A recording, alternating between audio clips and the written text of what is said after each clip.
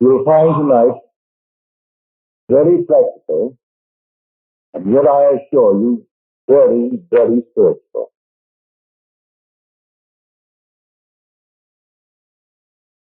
Christianity has to be continually redeemed from secular history. For Jesus Christ is the human imagination. As Paul tells us in his first letter to the Corinthians, we have received not the spirit of the world, but the Spirit which is from God, that we might understand the gift bestowed upon us by God. Now tonight we will show you one of these gifts, if you really understand who Jesus Christ is. I tell you, he is your own wonderful human imagination. That is Christ. It comes as a shock when you first hear it if you are raised in the tradition served as the speaker one. I was raised in a Christian home. And naturally, like the hundreds of millions of Christians, we were taught it as secular history. A little boy who was born of a woman who knew not a man, and that his father was God. He was a son of God. And that was the story as I was taught it. But I was searching and seeking from the time I think I can remember. I believed the story as Mother taught it to me. I did believe it. And I can't tell anyone the shock that was mine. And sometimes maybe I wondered if it would not have been better to return back, like Israel in the desert, and go back into slavery. And I couldn't any more than they could. They had to keep moving towards the promised land. For when you are disillusioned, having been taught the story, as we all have been taught it, to discover that he is not something in history. He is nearer than your breathing. In fact, he can't even be there. He is your very self. He is your own wonderful human imagination. It comes as quite a shock. Well, I can tell it best by telling you a story. The year was 1933. Roosevelt was elected. I have been in this country for 11 years. I never really wanted to go back to Barbados. My parents came up in that year, and they pleaded with me to come to Barbados and join the family, become a member of the family. And I declined. I said no. I saw them off at the boat. And strangely enough, as they sailed, I were on the deck, and I waved goodbye to them. A peculiar feeling came over me. And I had a desire I never had in 11 years to go to Barbados. I had just said goodbye to them and said no to their request. They would have paid all expenses and brought me back, and everything was in perfect. Then from the boat, I went to my old friend Abdullah. He was born, so I am told, in Ethiopia. He was a black man, raised in the Jewish faith, but really understood Christianity as few men that I ever met understood it. He understood the law, not the promise. He understood the law. So I went to him and I told him the feeling that came over me, that I wanted to go to Barbados. I just waved at my parents, and a peculiar feeling possessed me. And he said to me, "You are in Barbados." Well, that did not make sense to me. I'm standing in his place on 72nd Street off Central Park today. That's where he lived. He lived at 30 West 72nd Street. Here I am in this place, and he is telling me that I am in Barbados. He couldn't explain what he meant. So, as the days went by, I said to him, I am no nearer to Barbados than I was when I spoke to you.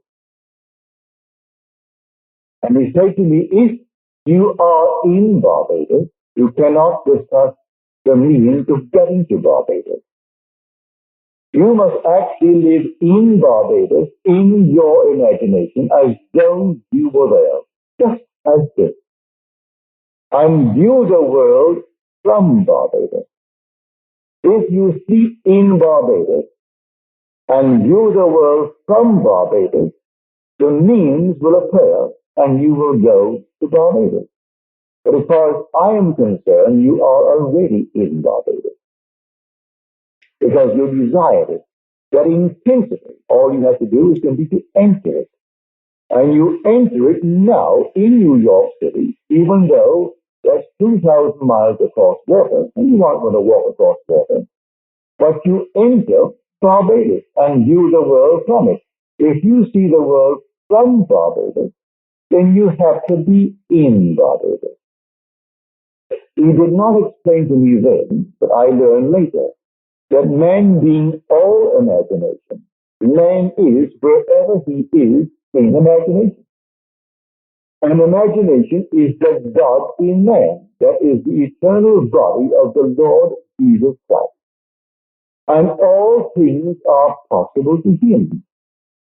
And by him all things were made, and without him was not anything made that was made. But what is now proven was once only imagined. These things I did not know then. He simply talked in the overall picture.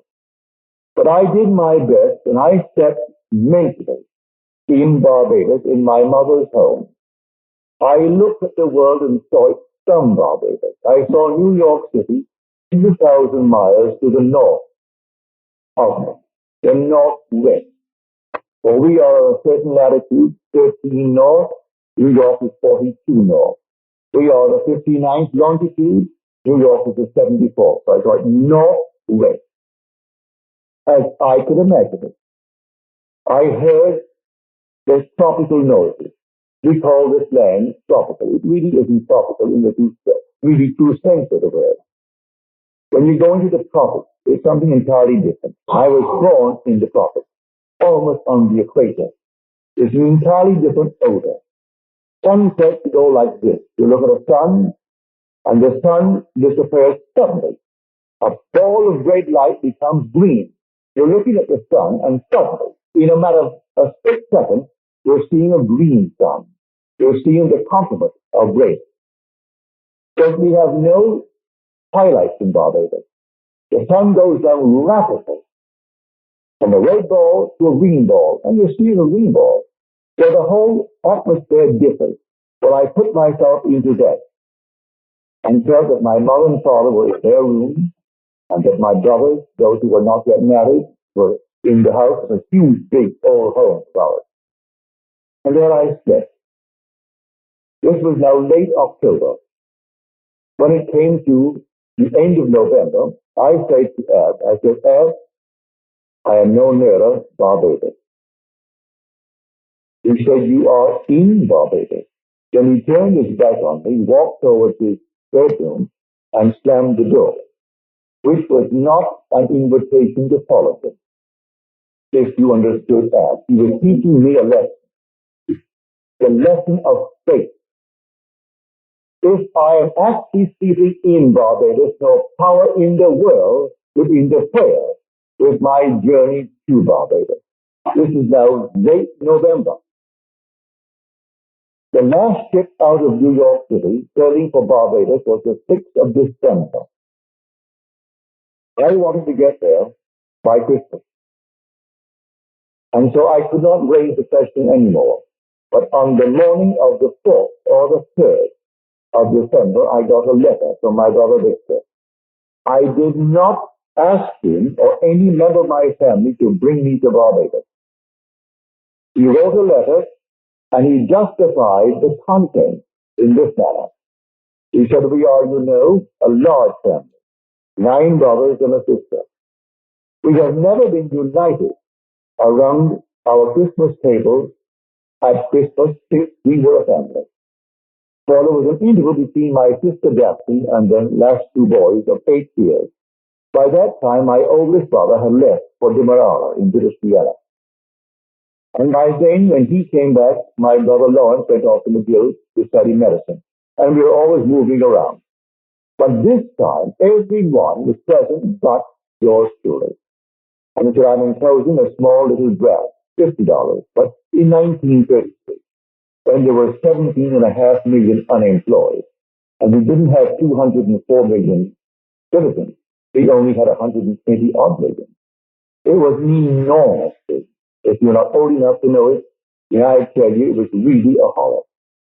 But I was numbered among the unemployed. And so he knew that I could come if the terms were there, that I had my passage paid.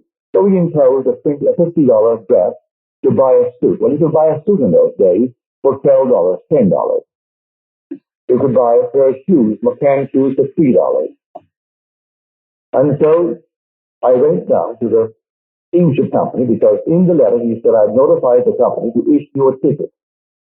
I'm getting the little $50 to buy what you need for the trip, and then sign the chip. And when the ship comes in, I'll meet the ship and pay all the things that you have incurred, all the debt.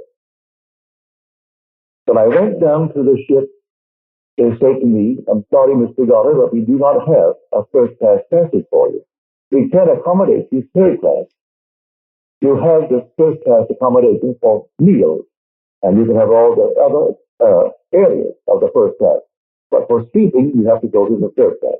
I said, if you're all right with me, I'll take it. I went back to Abdullah, and I told him. You know what he did?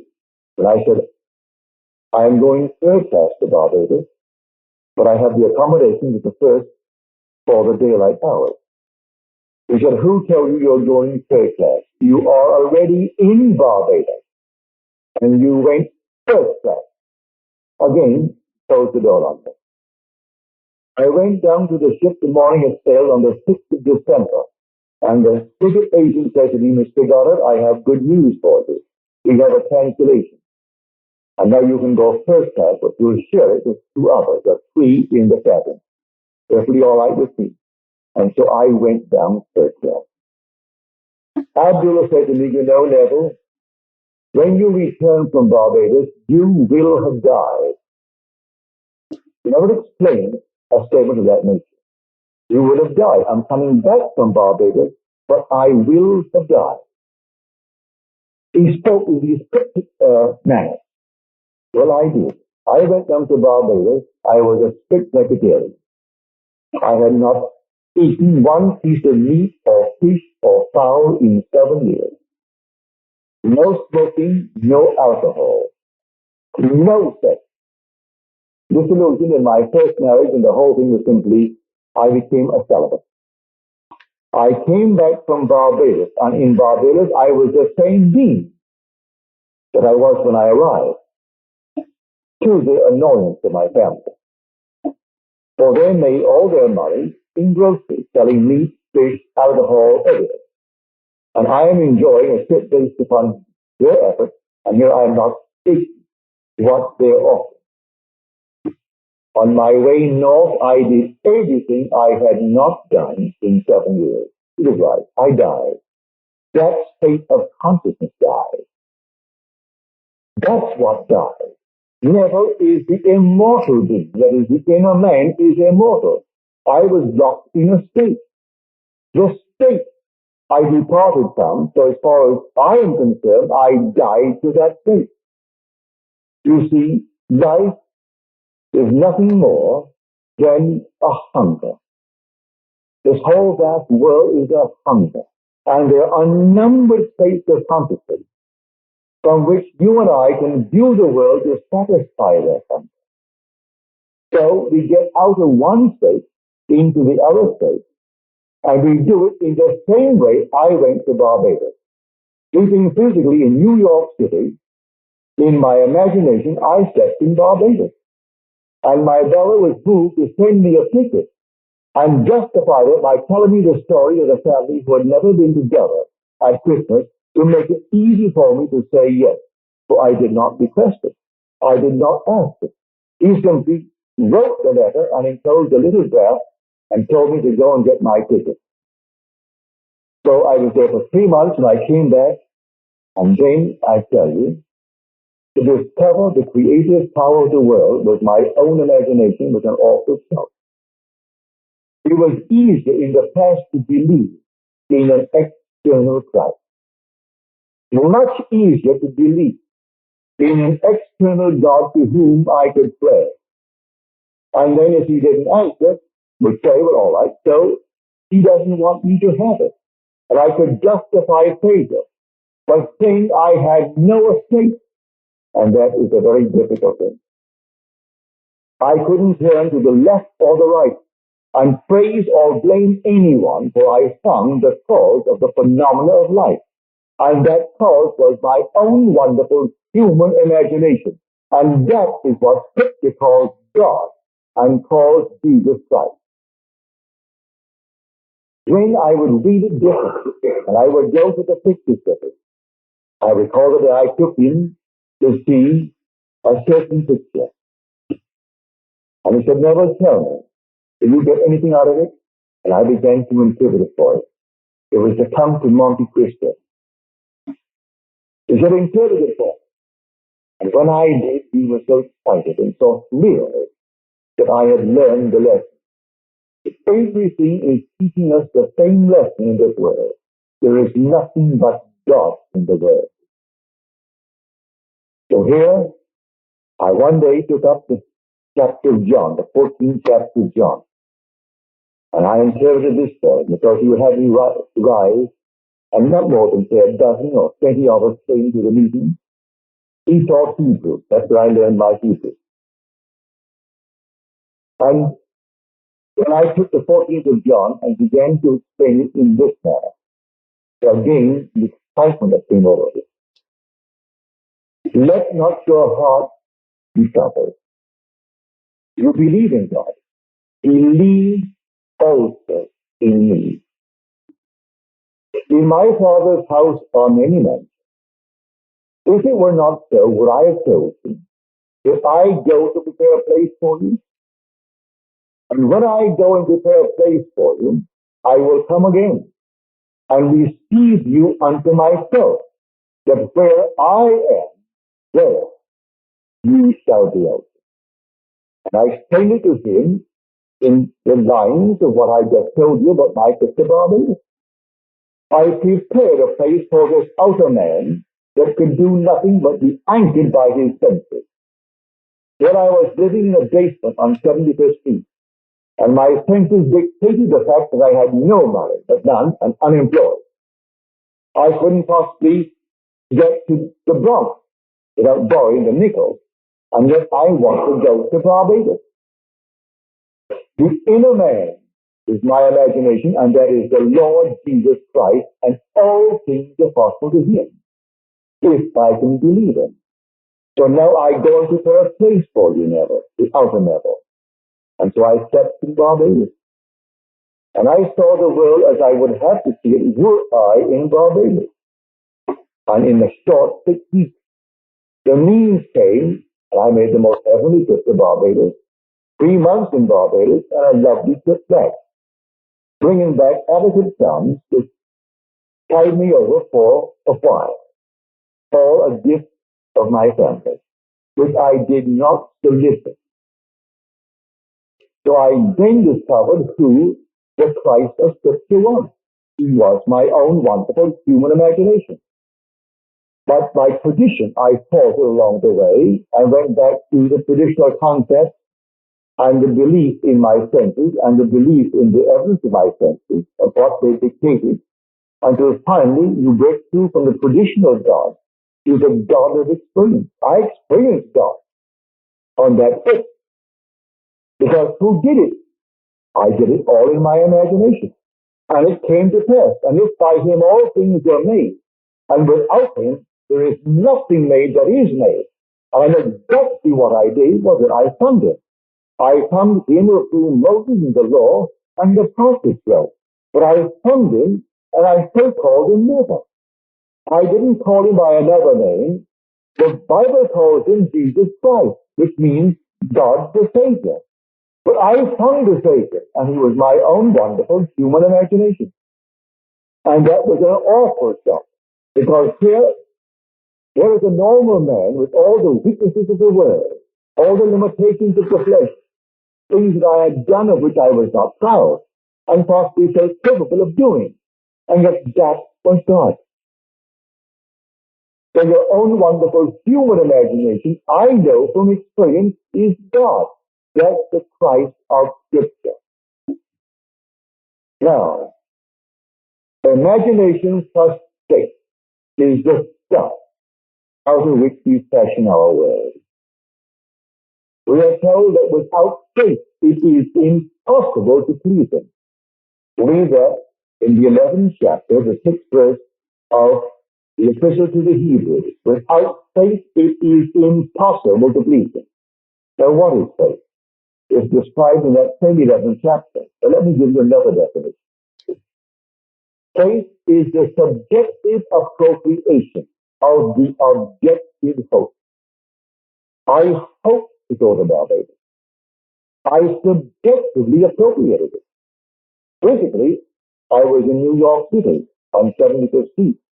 Subjectively, I was in Barbados. I'm going to prove that I was in Barbados. I simply looked at the world. If I could see the world as I would have to see it were I in Barbados, then I subjectively appropriated that state. If I stepped in New York City and still know I am in New York City, I will remain there forever. There will be no change in my world. I had to subjectively appropriate my objective hope. My objective hope was to be in Barbados. Now, whatever one has as an objective hope, they must now subjectively appropriate it and sleep in that subjective appropriation. You want to be in, you name it. All right, you simply subjectively appropriate it. And that was the beginning of my transition from a God of tradition to a God of experience. And when I came back to New York City, friends of mine who knew me in the days when I never touched alcohol or smoking, I never acquired smoking. I tried it, but I couldn't seem to get it. Alcohol, I got. Other things, like, well, you name it, all these things I do. I pass not for success, sometimes it does, yes. But nevertheless, I did it to discover it didn't hurt me at all concerning my spiritual advancement. Yet they accused him, the human imagination, of being a glutton and a drunkard and a friend of sinners, one who loved the company of harlots and tax collectors and all the things of the world that people done. And here was the human imagination in the midst of it all, trying to show everyone who he is, that he is actually buried in man. And he will rise one day in man as the man in whom he rises. And when it did happen to me in 59, what a shock. But it was back in 1933 that this thing actually began to unfold with ease. When old Ab would not explain what he meant when he said to me, you are in Barbados. So if you say to me right now, I would like to have $100,000. If I were now telling you as he would tell it to me, I would say you have it. And if you do not speak tonight in the possession of it, you are not doing what I have told you. If you want anything, you simply speak in it, as though you had it. The secret of feeling as if it were true. That's the secret. And so we receive not the spirit of the world. The spirit of the world is doubt. The body of doubt is Satan. And as Blake so clearly and beautifully stated it, O my Satan, thou art but a dust, and dost not know the garment from the man. This is the garment, limited by its 5 senses. limited by what reason dictates to it. So tonight when I go to sleep, reason tells me you are now sleeping at 1025 Farrell Drive. And reason is telling me what I have in the world. But suppose I don't like what I seem to have and reason dictates. I must dare to assume that I am that which I would like to be, and see in that state, rather than the state that my reason and my senses dictate. If I dare to do it, I know from the experience of 1933 that it will work. I've taught that law to everyone who will listen to it. Many will listen, and many approve it, but we are creatures of habit. And then all day long, every moment of time, reason is dictating. We tend to go back to what reason dictates and what the senses dictate. But the being who is speaking in you is the Lord Jesus Christ, and is your own wonderful human imagination. So he is telling you, be not afraid. Let not your heart be troubled. For in my Father's house there are many mansions.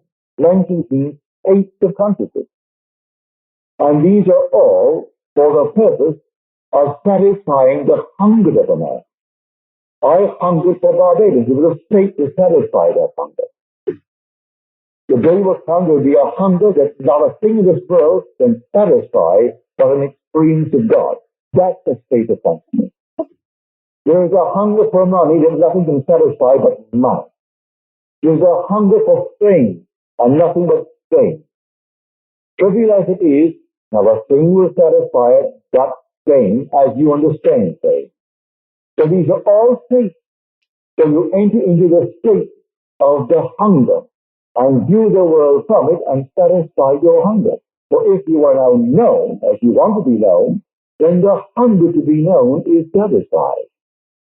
If you want to be anything, and then you view the world from that state, and the world viewed, although subjective, confirms what you are actually seeing and experiencing subjectively, well, then your hunger has been satisfied. Now, having done it, in my own case, a brilliant incident was built without my conscious reasoning mind. I didn't write my brother's letter. I didn't buy the $50 draft. I didn't notify the shipping company to issue the ticket to me. All that came by mail. He was influenced 2,000 miles away by my assumption. I dared to appropriate subjectively my objective hope. So take your hope, your objective hope, and then appropriate it subjectively, and sleep in it as though it were true. If you dare to sleep in it as though it is actually true, in a way you do not know, that bridge of influence will occur, and you will be compelled to walk across that bridge to the fulfillment of the subjective appropriation. But when you get to the end, it is now the fulfillment of the objective hope. This is what this night I will share with you. I tell it from experience. And then from then on, when I have found a crisis in my life, I apply it. I do not live by every second of time, because I am fairly satisfied with the life I live. And so there's no need for constant change in my life.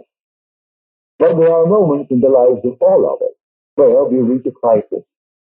And then you have to take action if you know who Christ is. For bear in mind, by him all things were made. And without him was not anything made that was made. So do not become so completely anchored to the outer garment that you think is yourself. It's only a garment. And forget the inner man, the imaginative man, who is the immortal you. The imaginative man is God himself. And the day will come that he will be born. For this whole vast drama, I could break it into three patterns: innocence, experience, imagination. And when you reach that stage, the third stage of imagination, you're going towards the end. For we came out of the world of experience into the world of innocence, into the world of experience. I move towards an awakening imagination, which is God Himself. So we are told all things are possible to God. Then we are told all things are possible to him who believes. So the 19th chapter of Matthew tells us, with God all things are possible. The 9th chapter of Mark tells us, all things are possible to him who believes. So he equates God with a man who can believe. You can't get away from that equation. If all things are possible to God and all things are possible to the one who believes, then he equates the one who believes with God. So I know the difference between thinking from my wish fulfilled and thinking of it. I am always thinking from where I am and of where I am not.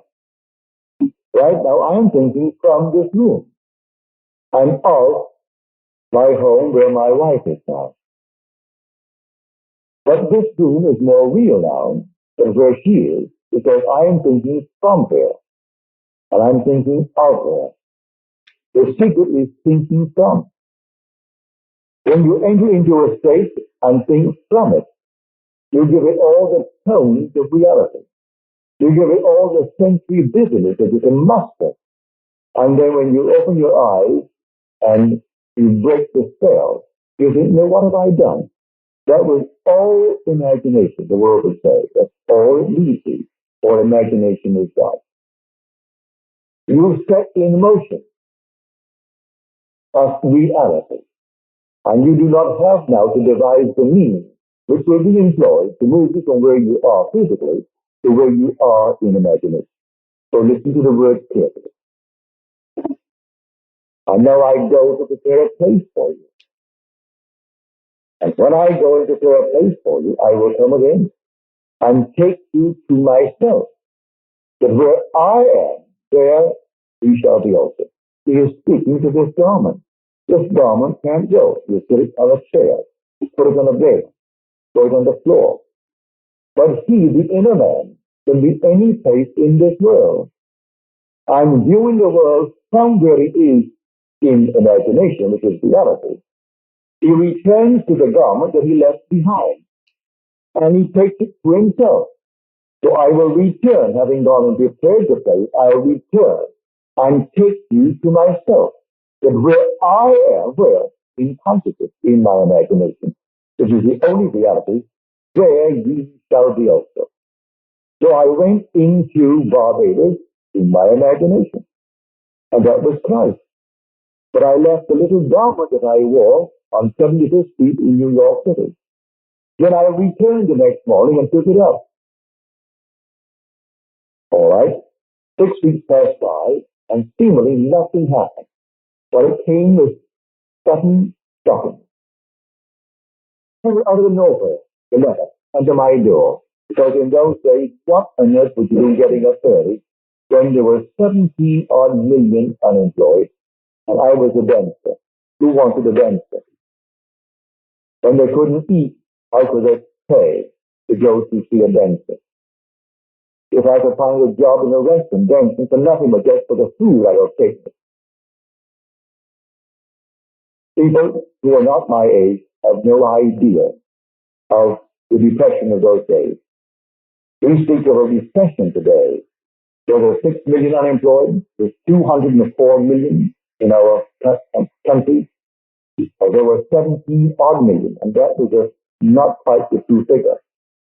And we only had 150 odd million.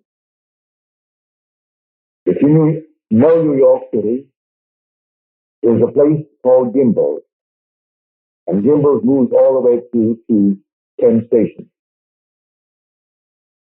And the hallway walking through from Gimbels to Penn Station will be from there to about there. I have seen men 7 deep, all the way sleeping at night, no place to go. At least they had it seated for them. That's where they slept. They slept all over the place. And what they could pay or eat out, that's what they got. They had no social security in those days, no welfare aid in those days. And we had 17.5 million unemployed. So I know what it is to go through that experience. And without one nickel, I can make a trip to Barbados that cost someone, cost the family, well over $1,000. In those days, a dollar was really $2 or $3 comes to buying things. But I did have fun. Got on that ship, and I used two elderly men. So that was 1933. And I was born in 1905, so you know my age. I was the young one of the three. One was a Nazi of the extreme dramatic fellow, taking his trip down south. And one was an Orthodox Jew. And what a combination, the three of us. And so the Orthodox Jew, a little fellow, he saw my new suit. I paid $12.50 for it. And he said to me, how much did you pay for this? I said, $12.50. He said, they robbed you. I said, they robbed me? He said, yes. They robbed you. Let me tell you something. If it starts to rain, run. You'll never get out of it. They'll shrink right up to zero. And here was this other fellow, both elderly gentlemen, the Nazi. He was ranting all day long how Germany's going to take over all the West Indies, and he's going to take over America. And the two others were at it. And the little Jewish Orthodox man was reading his Bible most of the time in Hebrew, but would talk to me about my suit or things of that sort. And the other fellow was all science. By science, he meant astrology. He believed in astrology. He believed in all these things. Well, that was my 10 days at sea. What an experience. And it all adds up. In the end, it all adds up. So I had the most fabulous trip all the way down and came back to fulfill my friend's prophecy. He would have died. And I did. I died to a state. Not the immortal man cannot die. But I didn't realize I was locked in a state until I began to sleep in another state. And sleeping in another state, that state became the reality. And the old state that could not be fish or fowl or meat or eggs or anything, delighted in eating fish and fowl and all the things that the other one couldn't do. So every state is right for itself. And so until one gets out of a state, don't try to hit him over the head. He can't hear you. He knows what he is doing is the only truth, the only reality. If he really believes that clams are going to poison him, did you know it's poisoning? You and I will sit down and eat the most glorious bunch of clams. He will sit and eat the same from the same dish, and he'll poison. I had that experience when I was a strict vegetarian. I went to Toronto. A friend of mine invited me to her house there, and she could illustrate the salmon that she really prepared, a beautiful salmon.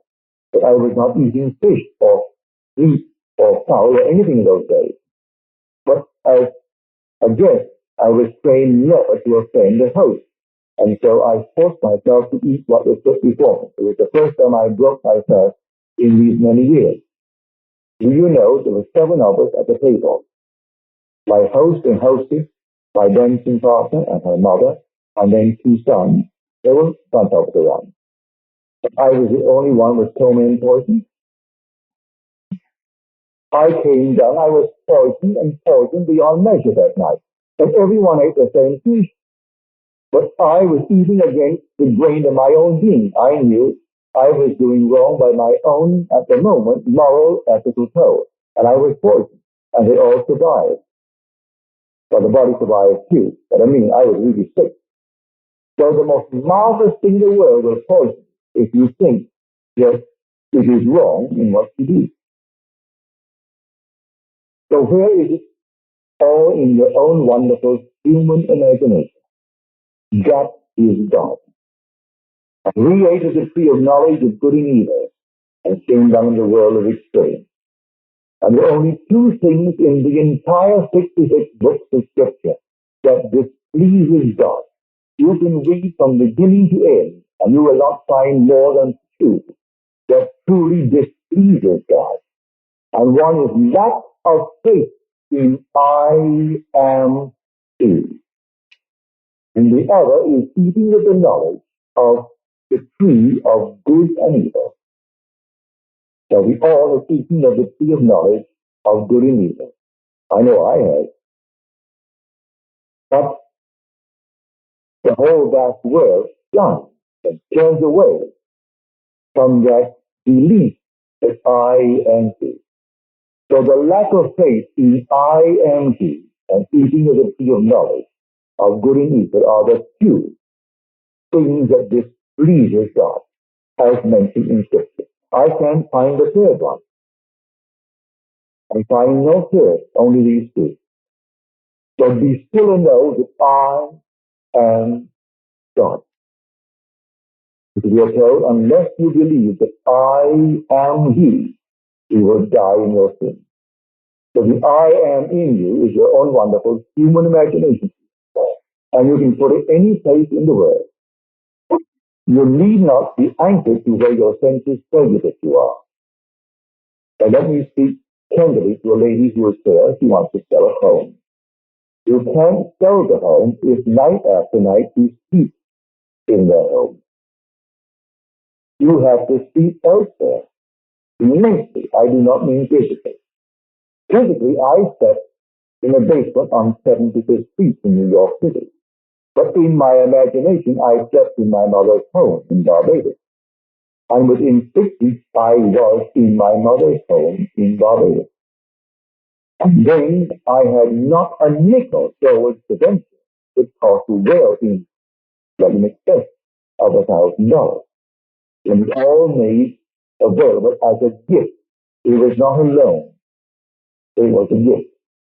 If you want to sell that home, seriously, you have to actually let it go in your imagination and see as you would see and where you would see if you had sold it. And then night after night, see in that state. Where else would you see if you have sold it? Unless you want to re-rent a room in your place, which is not what you want to do. So I say to everyone, if you know who Jesus Christ is, you are free. The day will come, you will know He really is the Father. And that day is the most thrilling day imaginable, when David in spirit calls you Father. I didn't bring a watch tonight, so I do not know what time it is, but now we're going to the Father.